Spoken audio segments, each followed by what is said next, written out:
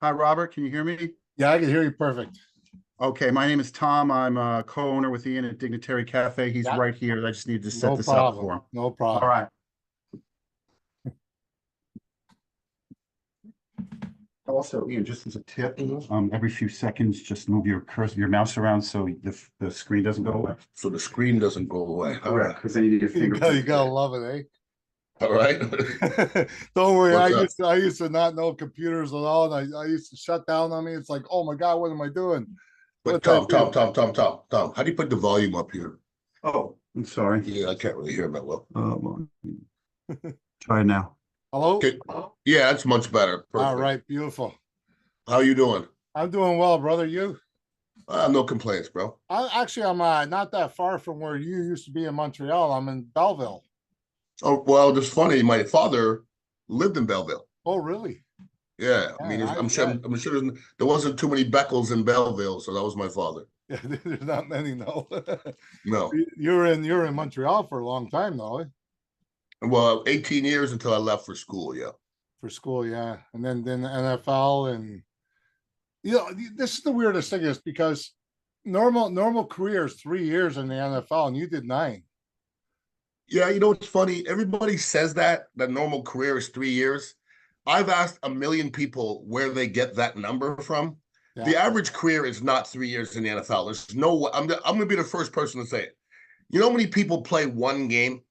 So if you play one game and somebody plays 10 years, the average is 5 years. The amount of people that play one Yeah, that's game true. is thousands. The people that play 10 years is like 1 out of 100. So that 3 year thing, I think, is high, to be honest with you. Most people don't even play 3 years. Yeah, that's what Reggie was telling me too. Yeah. Reggie was saying the same thing. He says, like he goes, when I was on the Buccaneers, he goes, I'd watch people come and go, people come and go. There'd be new people in there. They get hurt, Yeah. they're gone. Yeah. He says they just couldn't handle it. He says it's a rough sport, and I said, I believe it is. Yeah. No doubt. I mean, you're what with the Eagles too, though, right? You cut out there. I didn't hear that question. You were with the Eagles for 2 years too, right? Yeah, I was 7 years here in Tampa Bay. Then I Yeah. played 2 years with the Eagles on the way out, and I did a training camp with the Jets, and I did a short stint with the Broncos. But pretty much it was not 9 years, 7 with the Bucks and 2 with the Eagles. That's amazing. That's amazing. Yeah, I followed a bit of your career. My dad was in the hockey himself, Hmm. and he went to lacrosse, and I got mixed up with the drinking and drugging kind of scene, and Okay. didn't go very far. Hmm. Everybody thought I was a football player the size I was, though. Well, there was a lot of people drinking and drugging in the NFL too. You just got to Ain't that figure it the out. truth? That's Ain't all. that the truth? Yeah. Ain't that the truth? So tell us a bit about success, about how you achieved to get where you are today. Um, I mean, I didn't come from much, and my parents growing up in Montreal, my parents from Trinidad and Guyana, they're hardworking people, Mm-hmm. and they're just people that grind every day. I had an upbringing where I was never given anything. I had to work for everything I had, so that was my mentality through my life. And if you look at my career, although I started the majority of my career, as a fifth round draft pick, every year they're trying to replace me. Only 6'1", I wasn't really supposed to even be in there, to be honest with you. So Really? I always had to look over my shoulder.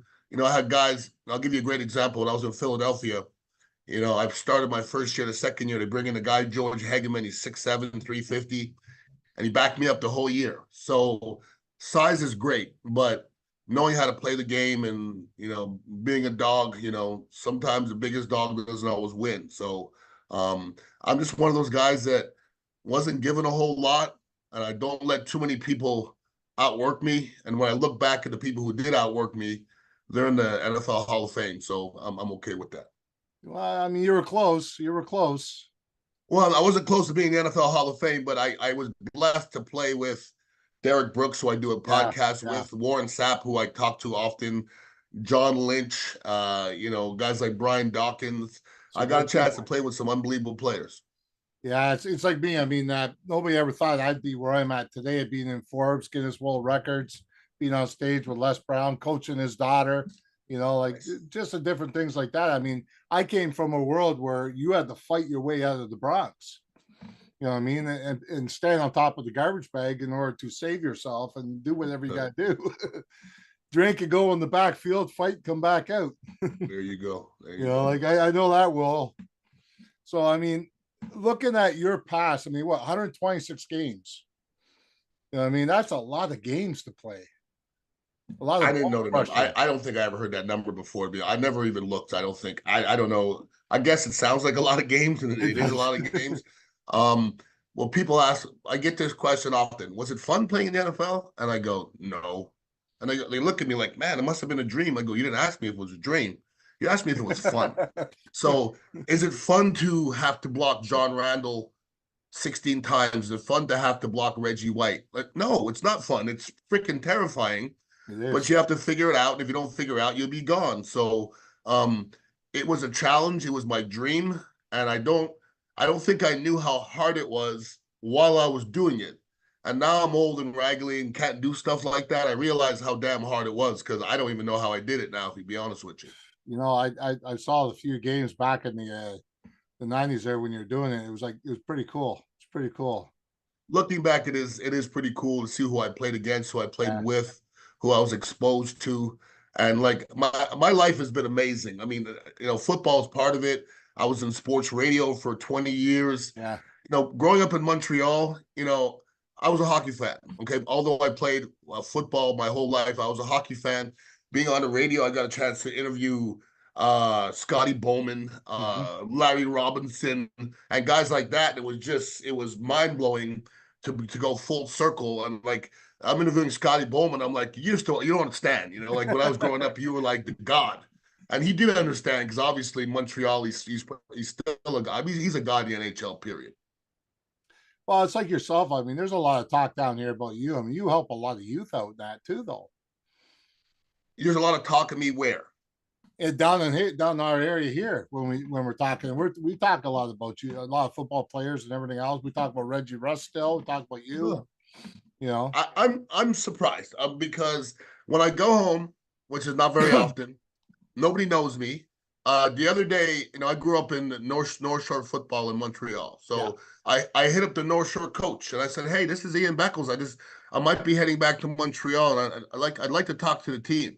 And his answer is, "Who is this?" Like he had no idea who I was, and like for me, if you had even one NFL player from your area, and North Shore football has quite a few, they should be pumping that up and let these kids know Yeah. that this is a possibility because the odds of me making it to the NFL from West Isle or Montreal are minuscule, but they're not Very impossible.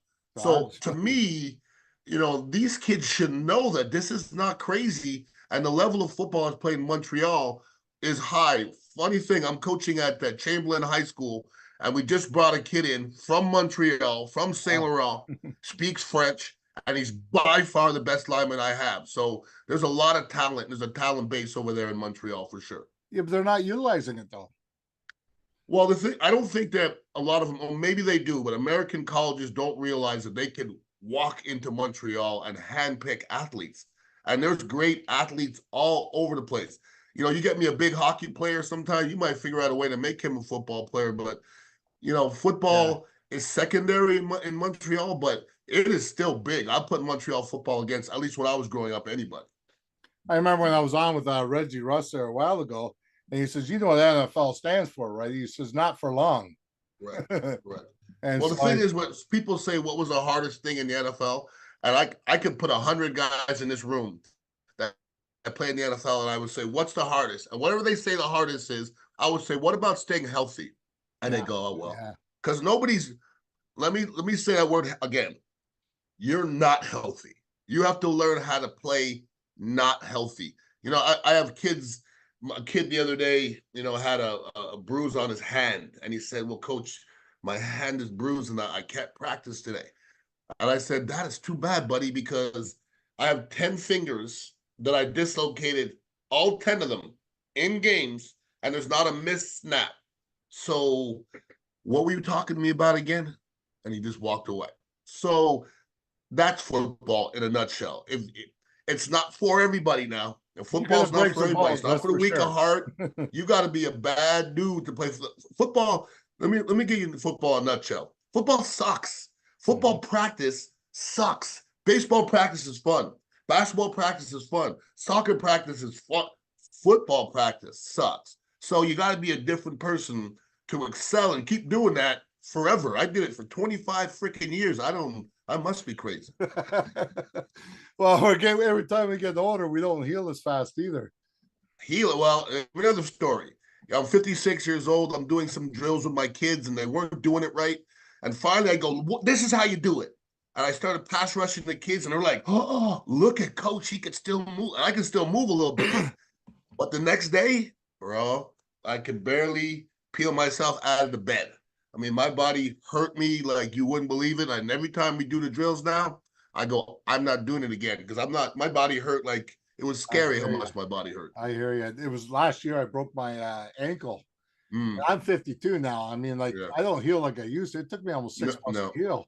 Absolutely. It ain't easy anymore, brother. It don't get any easier, that's for sure. Back then I had the alcohol that helped me heal. I don't drink no more. 19 years clean sober. Good for you. I was a drinker, although I don't think I had a drinking problem. I was somebody who just drank and had a good time. I didn't drink every day. I just drank because everybody else was drinking, but I drank well, And about 3 years ago, but I was always that guy that could stop drinking. Like everybody's like, "Oh, I can't stop drinking." I could just say I'm gonna stop drinking for 3 months, or I'm not gonna drink during the football season. But about 3 years ago, I just go, you know what? This doesn't make sense anymore. I wake up, I feel like crap. I'm not productive. I don't even know why I'm doing. I don't remember anything. I do stupid crap. Let me just stop doing that. And for 3 years, I've been a better person. Listen, I'm not telling everybody they should stop drinking, but you're better if you stop drinking. You know you are. Oh yeah, for sure. I lost so many years of my life because I drank. I don't remember them. I ended up in jail doing things. Okay, what did I do? Thank God it wasn't murder. You know what I mean? It could have been. And I had the temper to go in to do murder too. So I mean, hey, I was for a big strong guy who's drunk. You put your hands on somebody. You never know. There was situations that I throughout my life where I wasn't trying to kill somebody, but I could have. Well, sure, this story would have been different. Yeah, I can appreciate that too, for sure. Yeah, I mean, straight up forward. I mean, hey, I thought Ian. I'm in Belleville, so just to let you know, hey, you're still being thought of. I mean, it's always nice to hear that once in a while too. No doubt. And while you're playing, you never really think that people are even watching. It's not something. I just had this conversation with a couple of my buddies, and I'm like, you know what? I've heard some stories afterwards. I had a young kid who's a DJ, and I DJ a little bit, and this guy's a great DJ, and he said, I just want to tell you something. I don't know if you knew that, but me and Jamie both wore number 62 in high school because you were 62 and you were short. And I go, really? And he goes, yeah, man, we had your cards, and it's a great feeling, but it gave me a weird feeling because I never really knew that was happening. I'm blessed that it was happening. I wish I knew it was happening, because while you're playing and you're going through this stuff and everything is hard, it's the hardest thing you ever do in your life. You're just not thinking about people watching, but you're an entertainer.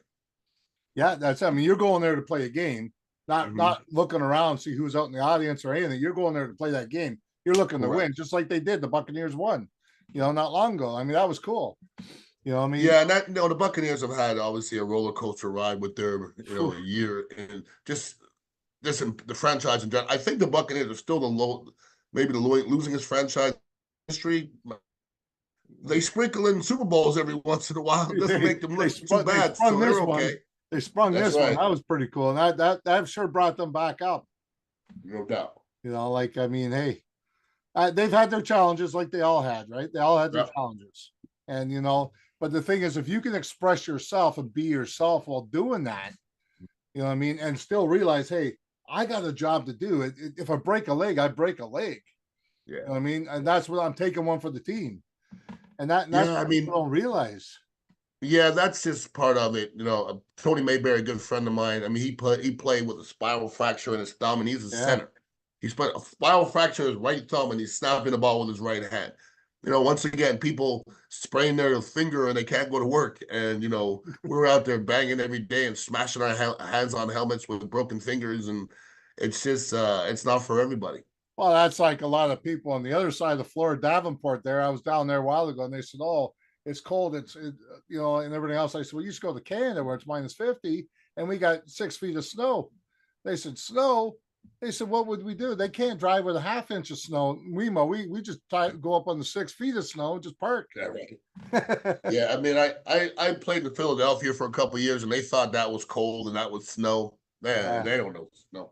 I used to wake up and there used to be snow to the top of my door. And I used to have to jump out the top window because I couldn't open my front door. So that's I jumped out the attic, one time and shoveled just to shovel the driveway to get down to the driveway. Correct. It was kind of cool, but I don't want to take up too much of your time. I just want to say hi and give some advice to some people out there and put you in with my memberships.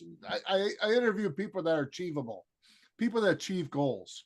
I know you didn't come from the greatest background, but you know what? You did it. You made it. You forced yourself to keep moving forward. Listen, the football is part of it. I was in sports radio for 20-something years. I'm still in the radio now. I'm on the Bone 102.5. I own a kava bar here in Tampa. When you come to town, come check us out. Yeah. And listen, it just keeps going. I'm maybe at the end when I pass and they put on my stone, maybe they want to put football on there. I'm just trying to make a difference. Coaching and trying to do the right thing. I've become that old dude people come to for advice, and I think it's kind of fun. I got the gray hair, and it kind of fakes me being wise, so people come to me for advice. And I like the role. I like the role of being voice of reason. If you want to know the reality, come to me because I ain't county coating crap. I'm gonna let you know how. I'll tell you, you're stupid. The same way. So we probably have a lot in common. I tell all the people I coach, I care more about your business. I do your emotions. So remember that. Well, it's funny you say that. The other day I said something to a player and he rolled his eyes. And I walked up and I said, I don't give an F about your emotions. Take it somewhere else. Yeah, and he looked at me like I was crazy. And I said, I'm straight up, dude. I don't care if you like what I say. Because later on, when you get to another level and your teachers and your coaches, they're not going to care either. They're just going to push you to the side. So get used to it. That's how I did it. I mean, I had no choice but to sit there and tough up and get them roll up and just get on with it. You know what I mean? Who cares about your emotions? You get hurt, get over it. I mean, you're the only one that feels it. I call that like a resentment. Resentment's like pissing down your own leg. You're the only one that feels it. Yeah, and listen, in 2024, there's a lot of people, talking about depression, and there's a lot of that going on, and you have to feel for them. Yeah. But I'm sorry. You're doing a lot of that yourself. If you don't get up in the morning, that's you not getting up. Get your ass up, go get a workout, go move, go be around your people. Somebody's sitting at the beach or fishing, that's depressed. Understand that I'm going to wake up and I'm not going to allow myself to be depressed. I'm not. I had my daughter woke up a little while ago. She says, Dad, I'm bored. I said, bored's an emotion. I said, go get a job. Yeah, right. Go get a job. She goes, oh no, I don't want, they won't pay me enough. I said, well, how much are you worth? She goes, I'm worth about 20. I said, you have no abilities to do anything. How much are you worth? I said, I'll hire you. How much are you worth? She goes, Dad, I don't want to work for you. I said, why? I said, it's a job. She goes, but I don't like the way you deal with things. Because she doesn't want to be told what to do. She went to Metro to work. She went to Metro to work not long ago, and she quit because she says, well, the girl kept telling me what to do. I felt like weird.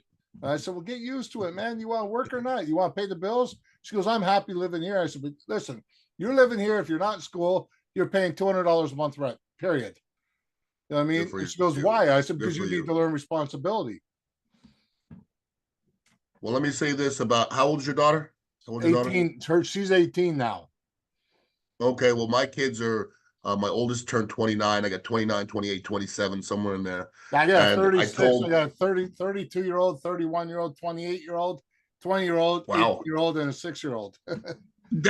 Okay, so you win. You win, actually, brother. My son, he used to be a gangster. I went to go in the backyard with him one time in Mississauga and Clarkson, I said, listen, the first person in that backyard's the gangster.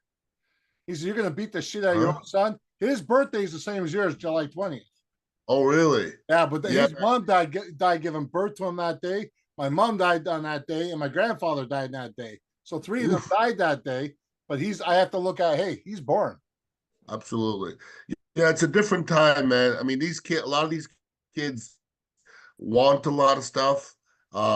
They want stuff given to them. And like I said before, I didn't even know what allowance means. Like nobody said, hey, Ian, What's here's allowance? $5, go buy something. Never in my lifetime. So once again, you can be lazy and think you're worth whatever, but you're gonna sit there by yourself. And nobody's gonna feel bad for you, and nobody's gonna knock on your door and give you a lot of money. That's for sure. I've never had anybody pity me. Nope. Nobody I else look at it cares. this way: Gen X was different than Gen Z. That's a fact. And every generation gets softer. Because I don't know your father, but I can tell you you're not harder than your father. And I didn't mean you can't beat him up. You're not harder than your father. You're a chip off the old block. And I'm not harder than my father. I'm just telling you, my son's not as hard as me. His son's not going to be, and it keeps on going. But the softness of the generation today, next generation is going to be tissue paper soft. Yeah, I'm not looking forward for the next 20 years to see my youngest son grow up and to be the way the world is, and especially in Canada, the way things are in Canada now. Yeah, I don't know much about Canada. Florida has its own issues. I just think the world's a funny place right now. And but if you're a young kid and you're a dog and you got some spunk in you, you'll succeed because all these other young cats, they ain't got no dog in them. You got to have that. You got to have that in you, man, in order to do something for sure these days. They look at, oh wow, minimum wage is $17 now, and I said, yeah, but a loaf of bread's like $4 now. Correct.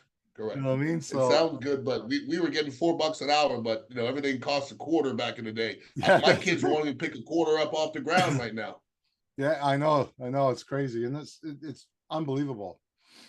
So, but anyways, brother, I wanted to say hi to you and tell you, hey, we're still thinking of you, still out here, and obviously I know a few things about you, anyways. And I appreciate that. I might It's drop good to know down that on my next vacation. Might come to Tampa and say hi to you at the place. Absolutely, it's called a Dignitary Cafe. Yeah, Dignitary I was Cafe is looking at not it too earlier. far from the airport. Yeah, There you go. beautiful. Well, come hang out, man. It's good to know that my name is not dead in Canada. And Oh. anytime you need to talk, I'm here for you, brother. All right, respect.